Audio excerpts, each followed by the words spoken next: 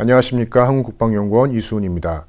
최근 미중 관계는 미국 트럼프 대통령의 미국 우선주의와 중국 시진핑 주석의 중국몽이 충돌하며 인류 역사상 가장 거대한 패권 경쟁으로 치닫고 있습니다.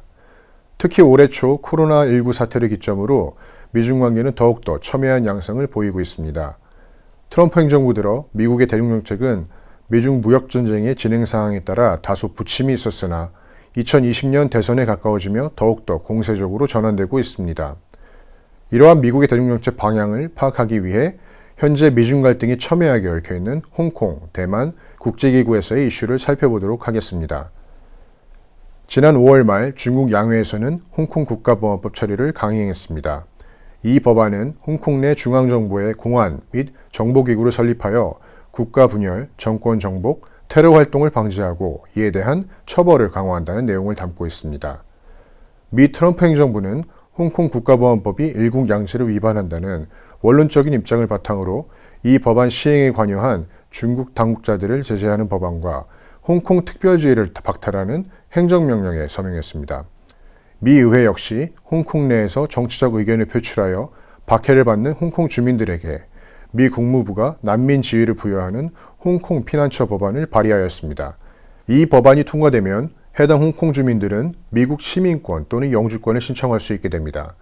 현재 홍콩에는 약 8만 5천여 명의 미국인이 거주하고 있으며 1,400여 개의 미국 기업이 진출해 있습니다. 트럼프 행정부는 미국의 이익을 보호하면서 동시에 중국에 손상을 줄 수 있는 효과적인 제재를 모색하고 있는 것으로 보입니다. 대만은 현재 미국과 중국 간 정치적으로 가장 민감한 무대라고 할 수 있습니다. 양안 문제를 내정 문제로 인식하고 있는 중국 정부는 지난 양회에서 대만 내 반중 여론 확산과 분열적 조짐을 억제하겠다는 등 대만 독립과 미국의 관여에 대한 불만을 표출했습니다. 트럼프 행정부는 미국 역사상 가장 친대만적인 행정부라고 할 수 있습니다. 대만의 차이 잉원 총통과 우호적인 관계를 유지하고 있는 트럼프 대통령은 대만 관계법에 근거하여 대만에 무기를 판매하고 애리조나주의 대만 반도체 회사 TSMC의 공장 설립을 허가함으로써 중국의 화웨이를 직접적으로 견제하고 있습니다. 미 의회는 올해 초 타이베이 법안을 통과시켜 대만과의 경제 교류를 확대하고 대만의 외교적 관계 강화를 지원하고 있습니다. 나아가 최근 미국은 중국의 군사적 압박이 증가하는 가운데 비대칭 전력에 대응하기 위한 연합특전지휘부 창설을 대만에 제안했습니다. 최근 홍콩 국가보안법이 통과된 후 미국의 대중제재에 대한 새로운 동력이 필요한 가운데 향후 트럼프 행정부의 대중정책은 대만을 레버리지로 활용할 가능성이 높아졌다고 볼 수 있습니다. 현재 미중 경쟁이 가장 눈에 띄게 벌어지고 미국의 대외정책이 가장 선명하게 드러난 곳은 국제기구입니다. 트럼프 행정부는 중국이 개발도상국의 지위를 이용해 세계무역기구 내에서 특혜를 누리고 있다며 관련 법의 개정을 요구했고 미 의회는 이보다 한 발 앞서 미국의 WTO 탈퇴 법안을 상정했습니다.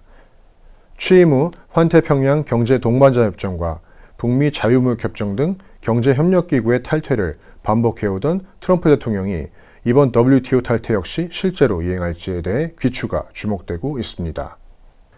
미중 경쟁이 벌어지고 있는 또 다른 국제기구는 바로 세계보건기구입니다.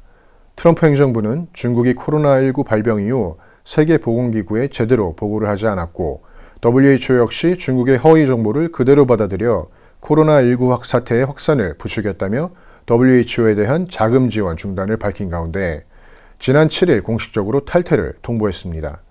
탈퇴 절차는 약 1년 정도가 소요되므로 11월 대선 결과에 따라 그 여부가 달라질 가능성은 있으나 실제로 미국의 탈퇴가 이행된다면 이는 기존 미국 주도 자유주의 국제질서에도 큰 타격을 줄 것으로 예상됩니다. 이처럼 최근 미 트럼프 행정부의 대중정책이 강화되는 이유는 오는 11월 미 대선에 있다고 볼 수 있습니다. 코로나19 사태로 인해 국정 지지도가 하락하고 조지 플로이드 사건으로 인해 국내 여론이 좋지 않은 가운데 존 볼턴 전 백악관 국가안보부 장관과 트럼프 대통령의 조카 메리 트럼프 박사의 회고록이 차례대로 출간되면서 트럼프 대통령의 재선 가도에는 빨간불이 켜진 상황입니다. 이러한 배경에서 트럼프 대통령은 중국을 미국이 직면하고 있는 최대 위협으로 부각시켜 국내 여론을 환기시키고 11월 선거를 본인에게 유리한 국면으로 전환시키고 있습니다. 특히 코로나19 관련 기자회견에서 코로나 바이러스를 차이나 바이러스라고 지칭하며 노골적으로 중국 책임론을 밀어붙이고 있습니다. 이는 외치로 내치를 극복한다는 외교정책론의 기본 개념으로서 국내적으로 안보 결집 효과를 일으키겠다는 전략이라고 볼 수 있습니다. 따라서 소위 차이나 배싱이라 불리는 트럼프 행정부의 중국 때리기, 즉 중국 견제는 11월 대선까지 지속될 것으로 예상됩니다. 미중 경쟁은 인류 역사상 가장 거대한 패권 경쟁입니다. 이 거대한 경쟁은 앞으로 최소 수십 년간 지구 곳곳에서 진행될 것으로 예상됩니다. 이러한 가운데 트럼프 행정부의 대중정책은 당분간 초강경 노선을 걸을 것으로 전망됩니다.